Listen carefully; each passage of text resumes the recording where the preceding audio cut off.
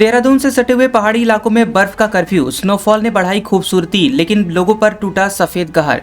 उत्तराखंड के चक्राता के ऊंचाई वाले इलाकों में भारी बर्फबारी के कारण 3 से 4 फीट मोटी बर्फ की परत जम गई है। बर्फबारी से सड़कें बंद हो गई हैं और स्थानीय लोग घरों में कैद होकर जरूरी सामान की चिंता में हैं। बता दें कि मौसम विभाग ने हिमाचल प्रदेश के ऊंचाई वाले इलाकों में भारी बर्फबारी और शीतलहर के लिए येलो अलर्ट जारी किया है।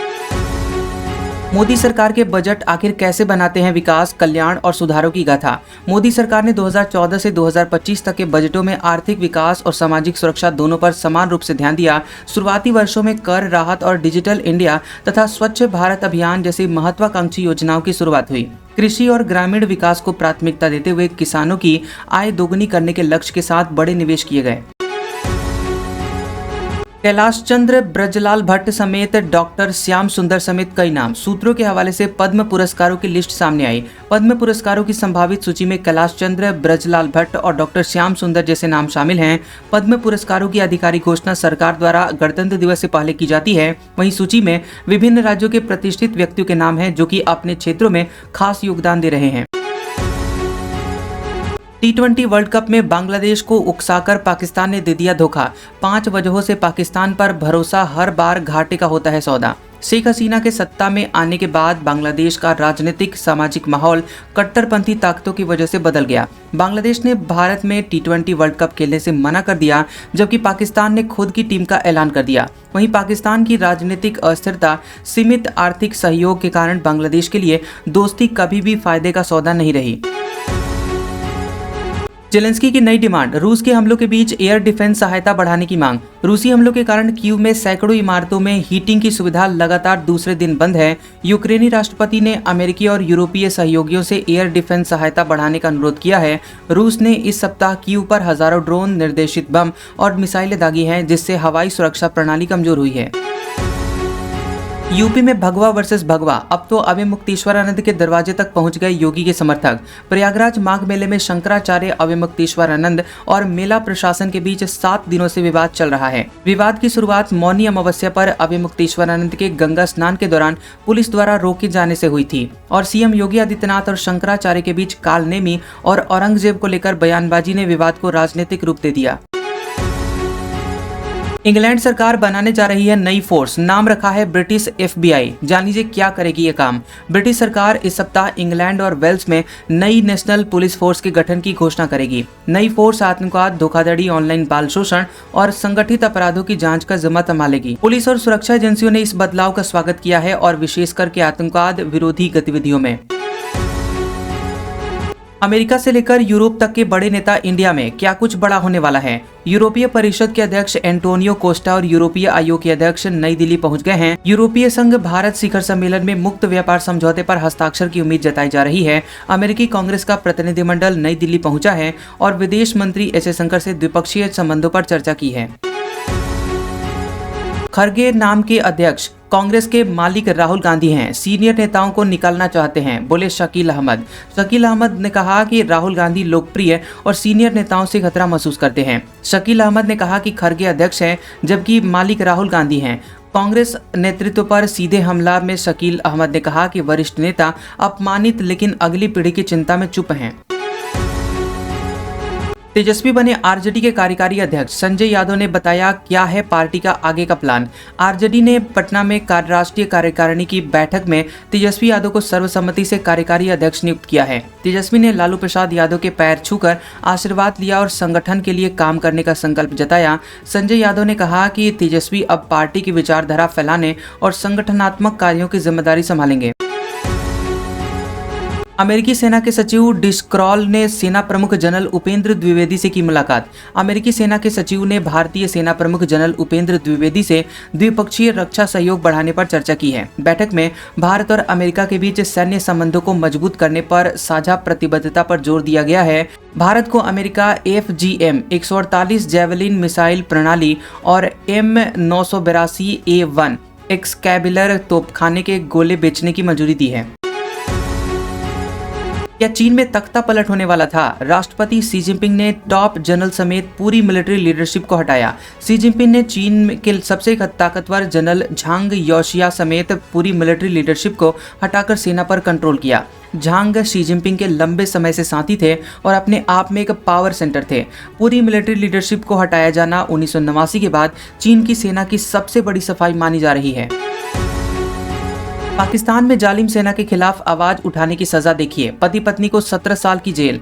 बता दें कि पाकिस्तान की अदालत ने वकील ईमान मजारी और उनके पति को देश विरोधी सोशल मीडिया पोस्ट के आरोप में सजा सुनाई है। मजारी और उनके पति को साइबर आतंकवाद और झूठी जानकारी प्रसार के 3 आरोपों में कुल 17 साल की जेल की सजा हुई है। इमाम मजारी बिना फीस के संवेदनशील मानवाधिकार मामलों में वकालत करती हैं और बलूच कार्यकर्ताओं का बचाव भी करती हैं।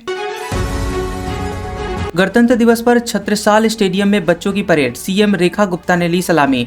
दिल्ली के छत्रसाल स्टेडियम में गणतंत्र दिवस परेड और सांस्कृतिक कार्यक्रमों का भव्य आयोजन किया गया। मुख्यमंत्री रेखा गुप्ता ने संविधान के महत्व पर जोर देते हुए पीएम मोदी के विजन 2047 से जुड़ने की बात कही।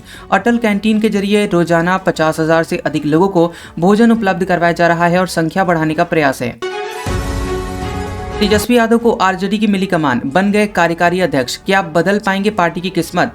तेजस्वी यादव को आरजेडी का राष्ट्रीय कार्यकारी अध्यक्ष नियुक्त किया गया है। बिहार विधानसभा चुनाव में आरजेडी को हार का सामना करना पड़ा, जिसके बाद पार्टी में बड़े बदलाव शुरू हुए हैं। राष्ट्रीय अध्यक्ष पद पर फिलहाल लालू प्रसाद यादव बने रहेंगे, लेकिन कार्यकारी अध्यक्ष के रूप में तेजस्वी यादव ही फैसले लेंगे। मन की बात कार्यक्रम में बोले पीएम मोदी, कहा भारत की असली ताकत है जन संकल्प। पीएम मोदी ने राष्ट्रीय मतदाता दिवस पर पहली बार मतदाता बनने को उत्सव के रूप में मनाने का आह्वान किया। उन्होंने कहा कि ऐसा करने से वोटिंग के प्रति लोगों में जागरूकता और मतदाता होने की भावना सशक्त होगी। मोदी ने मतदाता को लोकतंत्र की आत्मा बताया और इसे जीवन का महत्वपूर्ण माइलस्टोन करार दिया। 88 घंटे के ऑपरेशन सिंदूर की झलक, गणतंत्र दिवस झांकी में आखिर क्या है खास? परेड कमांडर ने बताया, भारत की 77वीं गणतंत्र दिवस परेड में ऑपरेशन सिंदूर में मिली निर्णायक विजय की झलक पहली बार प्रदर्शित होगी।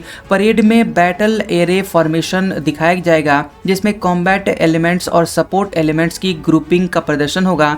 पहली बार T-90 और अर्जुन टैंक साथ में परेड में शामिल होंगे, जो कि सैन्य क्षमता की मजबूती दर्शाते हैं। सूत्रों के मुताबिक पटना नीट छात्रा की हत्या से पहले हुआ था दुष्कर्म, अंडरगारमेंट्स में मेल स्पर्म की हुई पुष्टि। पटना में नीट की तैयारी कर रही 18 वर्षीय छात्रा की मौत के बाद फॉरेंसिक टीम ने यौन शोषण की पुष्टि की है। बायोलॉजिकल रिपोर्ट में छात्रा के अंडरगारमेंट्स में मेल स्पर्म पाए जाने की जानकारी पुलिस को दी गई है। वहीं एम्स पटना के मेडिकल बोर्ड ने जाँच के लिए सभी जरूरी दस्तावेज अभी तक SIT से प्राप्त नहीं किए हैं।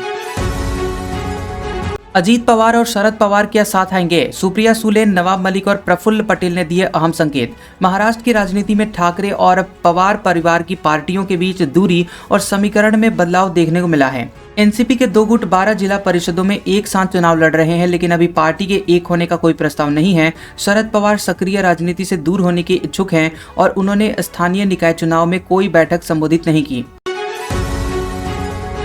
आरजेडी की कमान घुसपैठियों के हाथों में, पार्टी की बदहाली पर रोहिणी आचार्य ने फिर उठाए सवाल। रोहिणी आचार्य ने सोशल मीडिया पर अपने भाई तेजस्वी यादव और उनके करीबी नेताओं पर तीखा हमला बोला। उन्होंने पार्टी के अंदर लालू प्रसाद यादव की विचारधारा को कमजोर करने की साजिश होने का आरोप लगाया। रोहिणी ने पार्टी की वर्तमान हालत के लिए फांसीवादी विरोधियों द्वारा भेजे गए घुसपैठियों को जिम्मेदार ठहराया है।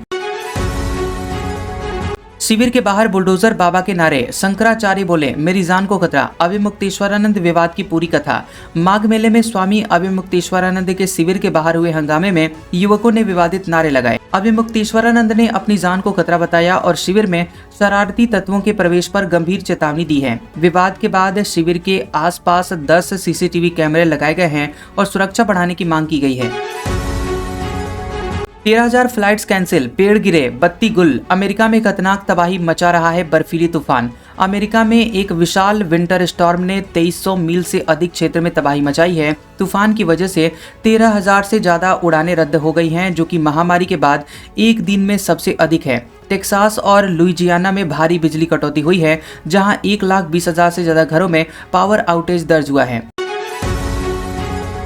पहाड़ों पर भारी बर्फबारी, दिल्ली नोएडा में कोहरा और शीतलहर, कई राज्यों में बारिश का अलर्ट। उत्तर भारत के हिमाचल, उत्तराखंड और कश्मीर में भारी बर्फबारी हुई है, जिससे कई प्रमुख सड़कें बंद हो गई हैं। दिल्ली में न्यूनतम तापमान में अचानक गिरावट आई है। वहीं रविवार सुबह तापमान 7.4 डिग्री सेल्सियस दर्ज किया गया। वहीं 27 जनवरी को दिल्ली में तेज हवा के साथ गरज के बाद बारिश होने का अनुमान है, जिसके बाद मौसम स्थिर रहेगा।